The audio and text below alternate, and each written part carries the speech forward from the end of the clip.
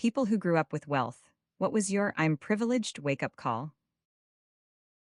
When I was confused about people on Maury complaining their spouse was at the club, and I couldn't figure out what type of country club would let people like that through the front security gate.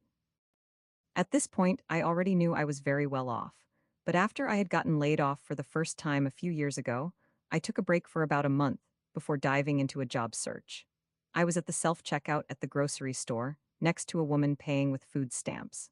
I had recently gotten $100,000 from my grandmother's inheritance, and it hit me, I'm unemployed, not even trying to find a job, and I just got a boatload of money because. Think is the freeloader. My parents are wealthy, but I grew up in a place where many of my peers' parents were super duper crazy wealthy, so I had a really skewed understanding of wealth. It was really eye-opening for me when I went to college. I didn't have to take out student loans, my parents were able to just pay for it. But I had friends who, even with financial aid, had to work their butts off year-round to cover the cost of school.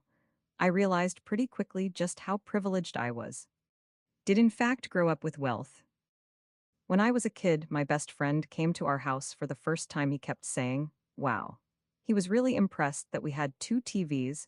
It embarrassed me enough that I didn't tell him we had four.